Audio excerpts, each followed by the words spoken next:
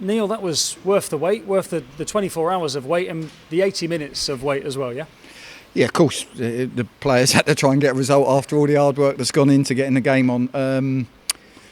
It was one of that. I was surprised. I thought we'd be a bit more open. I thought they'd come and have a go at us and try and dominate possession, because that's what they do. So it became apparent after sort of 10-15 minutes they were 5-4-1, stopping passing lines, trying to catch us on the break. So it made it really difficult, and the players were getting a little bit frustrated just before half time and forcing things. And I just had to say to them at half time, you just got to be patient, but we've got to, when we get into that final third, which we just got to take more risks, more 1v1 domination, more crosses, more people on the move, and not be safe once we get there. And I thought we did that a little bit more in the second half. How difficult of a balance is that to strike between being patient and also taking risks? Patient in your build-up, so I thought we forced it, at times, say centre-half, centre-mid, we tried to play a 35-yard ball in behind in the first half, and that's forcing it a little bit when they're still in their shape. But then there's the times when you've worked it into wide areas and it's on to now slide someone down the side or try and get at someone 1v1. That's the bit we wanted to add to the performance, and almost commit to crossing the ball a bit more, because I thought we sort of got in crossing areas, came back out, and because they were still in their shape. But we did that a bit better second half, and obviously we needed a bit of magic to break down a 5-4-1. We needed a bit of magic, and I said at half time, a bit more 1v1 domination, and Enzio's produced it. Well, that's exactly that, isn't it? It's almost like you're reading my thoughts. I was about to talk about magic, and that's what Enzio can give you at times.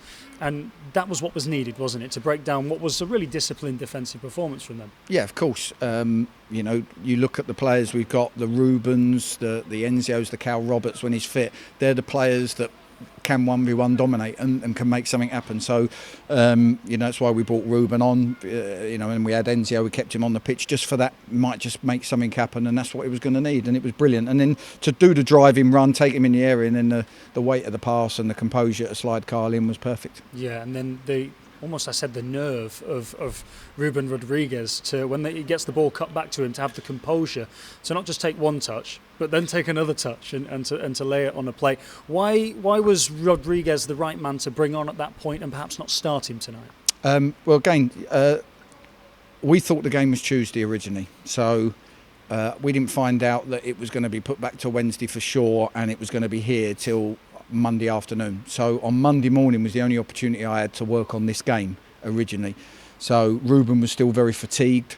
He had cramp, he had muscle soreness, he had sore ribs from Saturday's game, and I thought I would struggle to get the same level of performance quite quickly after the game. So we planned, we thought that might be the case. So we set the team up, we did our work on a 50 by 50 area that we'd cleared snow on in the training ground. So then when the game gets put back, it wouldn't be right as a manager then to go, I'm going to change the team now and everything I've worked on. So not that I would have done anyway, because I felt that it would be an open game and I felt that it might suit the players we had on the pitch, but it didn't turn out that way.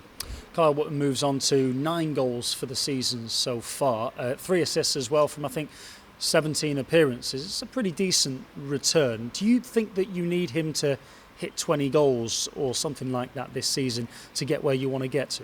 I think we need him to stay fit and because he's an important player on top of his goals, and then we need the rest of the team to add. Like we said last season, and I said it in the press, Cal Roberts, at the start of the season, if we'd have all had a conversation, we'd have said Cal Roberts is going to get double figures.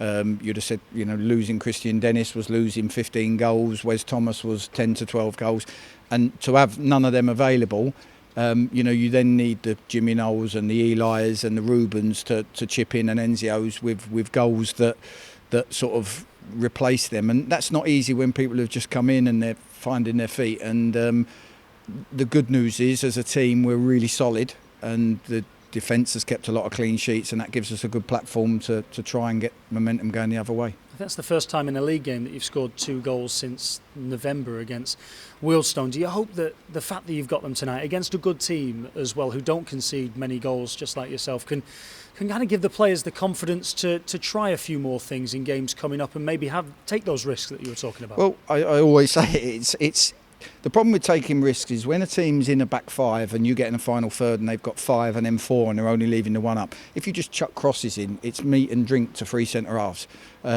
So you've got to get into good areas to cross the ball in behind that 18-yard line, and then you've got to put decent crosses in, cutbacks, whipped in crosses, and forwards have got to be on the move. So it's easy to say take risks. It's harder to do when it's congested. That's why the Premier League boys are so good, because sometimes I watch Premier League games and it's 11v11 in the final third, and they still manage to find their way in, and that's why they are Premier League. That's the football done. Onto politics of football. How are you feeling about the ongoing uncertainty as to whether or not the season is going to continue, and can you tell us anything more? I don't know.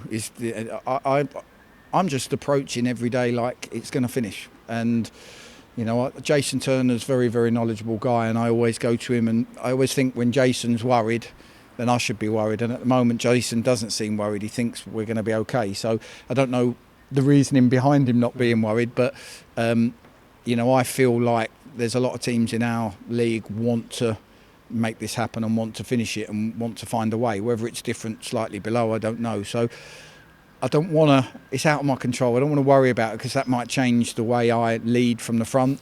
I need to be believing that we've got 2/3 of the season. And that's what I said to the lads today.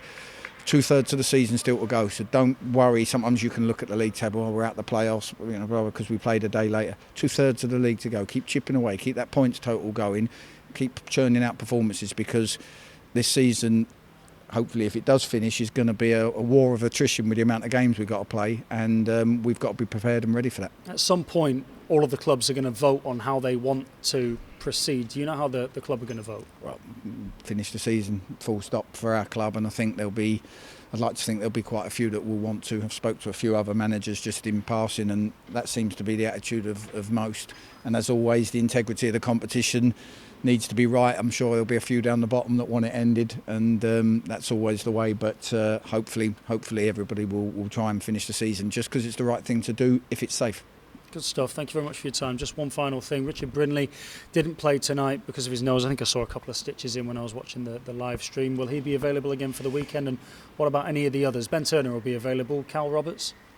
Cal's not. Cal's back in, and he's starting to feel a bit better again today. He just had a little setback and could feel it again, but that's part of the strength work he has to do. So he's back in, he feels good. He's got a smile on his face today, which is nice, because he's been a bit down. I think Richard, I hope, I mean, he was struggling a bit with breathing because it was swollen, so we've left him off for 3 days. He come in today to watch, and tomorrow he's going to have a bit of a blast, and hopefully if he feels comfortable enough with his breathing, he comes back into contention. And obviously it's great news we've got Ben back, because the other two are carrying knocks and soldiering on, and we need to rotate the centre halves as best we can.